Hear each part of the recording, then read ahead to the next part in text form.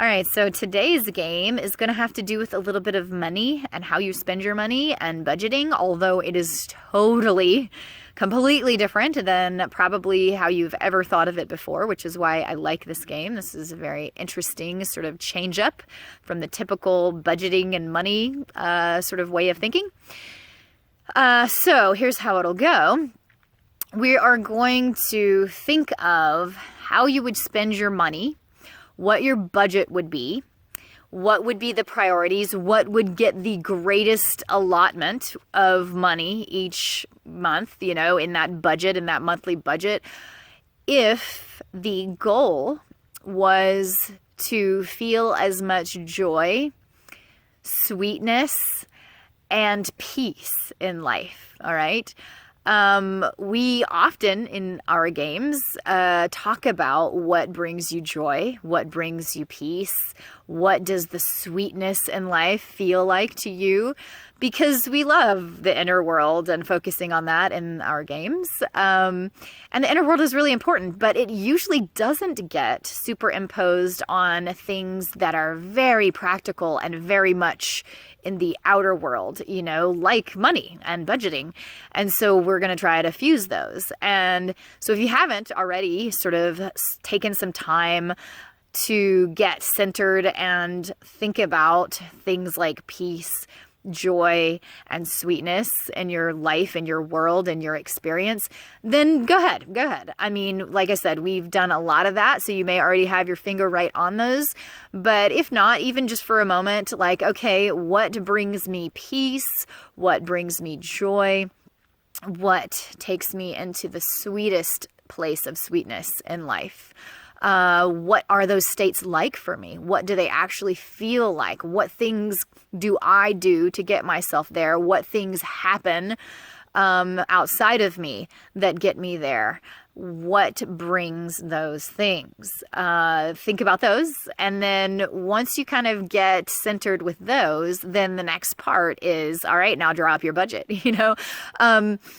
If your goal is to not just, do the things you're supposed to do or not get kicked out of your house or have something to eat, but instead your goal is to spend on the things that bring you the most sweetness, the most joy, and the most peace in life, then, how does that spending go? And it may be that it doesn't change much at all. And you realize like, oh, here I am thinking that I just have to do this stuff. And I'm thinking that money is so boring and that budgeting is so awful.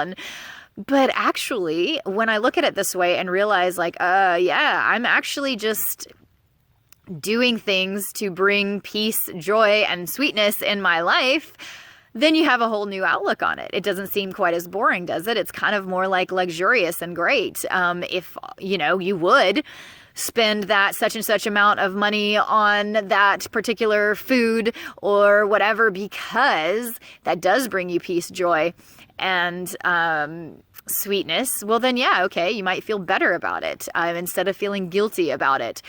Or you might think things like, or at first, you might think things like, rent payment or a car payment or car insurance might be like, blah, those are not peace, joy, and sweetness.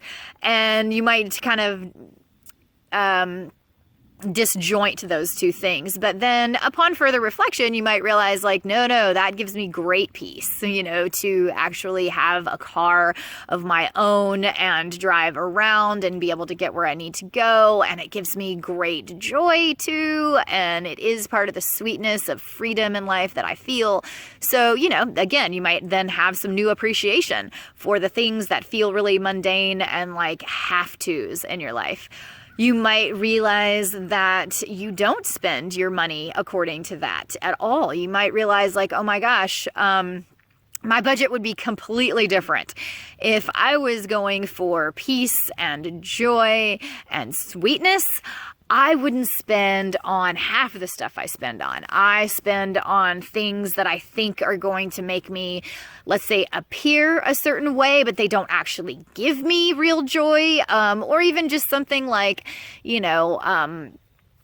I was getting all that clothing because, it was sort of whatever, making me feel like I was fitting in, or making me feel like I was appealing, or making me feel like I was a professional.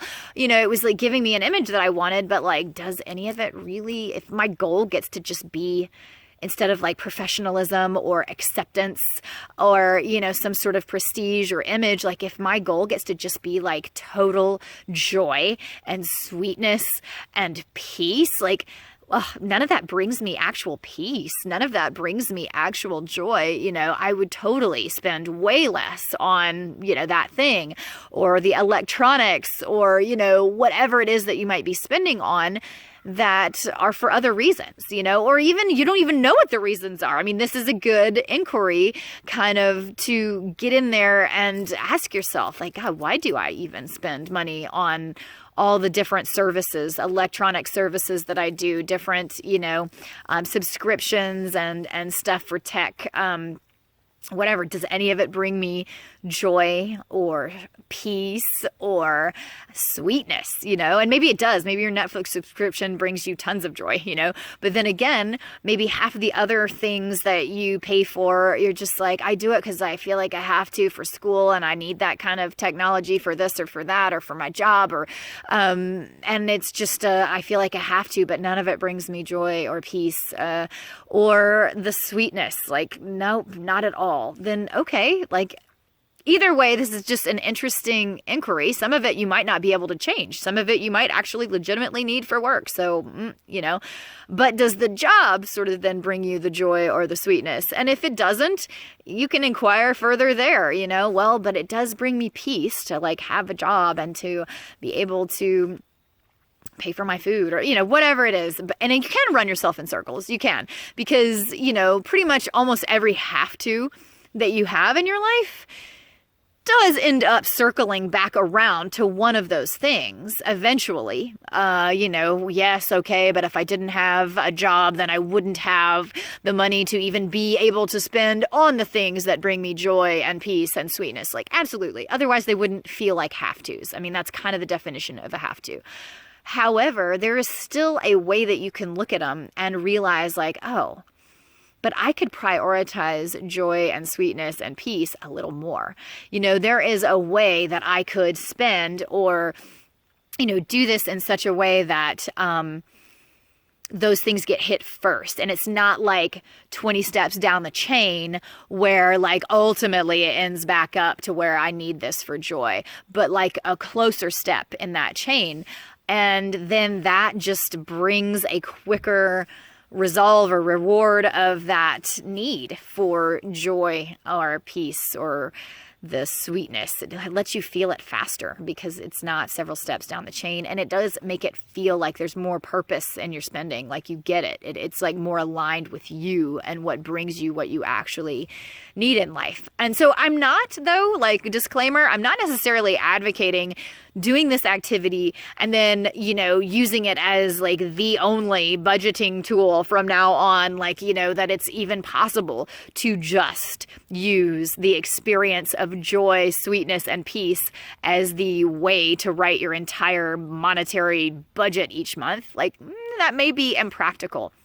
But I definitely think it's an awesome exercise so that you get a different perspective and put it through a different filter, a different lens, and you are looking at it from a different way. It's a great lens to put on and to realize like, oh, cool. What would I be spending on if it was just for joy and peace? Like, if I thought if I prioritized the things that bring me the most joy and peace, and spent the highest amount of dollars on that and, put that as the largest item in my budget, like, what would that be like? How off from my daily life is that, Because for me, it might be like, okay, what brings me the most joy would be like land or something, or just like nature, but like thinking of how that would translate to budget. It's like I'd be spending all my extra savings on land or extra savings on, passes to go and see national forests or be able to get into the parks or the forests constantly? Or would I be spending all of my extra money on, donating to keep particular, open spaces and national forests going? Yeah, I mean, it's interesting. It's interesting to think of that because you're like, I don't actually do that much. I don't buy a lot of national park passes. I do actually donate. But yeah, you think like, oh, okay. And it's just a way to start shuffling how you think of it, and see some other opportunities, some other possibilities, and start noticing yourself. What are those things that bring you? And could you better reflect you and your own joy and sweetness and peace in your budget? Could you pretend that was the only goal in your budget? Not survival, not, fitting in, not being legitimized, not having prestige, not having an image, not having a reputation, none of those things, just those joy, peace, and sweetness. And maybe having an awesome reputation gives you sweetness. But like I said, it's usually several steps down the chain. Usually. I mean, I've definitely met individuals that were otherwise. But for most of us, that's several steps down the chain. And if we could get them closer, where it's those immediate things that give the immediate joy, peace, and sweetness are the things that get our most money. What would that be like? What would that be like if that guided your spending? How would that change your spending? Or how would it be the same?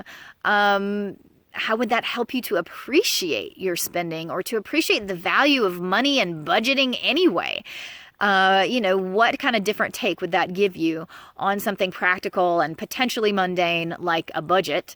If it was hey, this is my strategy for joy, sweetness, and peace. Just see how it would change it. Like I said, totally just an exploratory exercise, not necessarily all things that you should stop and change for sure about your life, because practical matters play in too. But man, you'll find some things that could be adjusted and that could be shifted.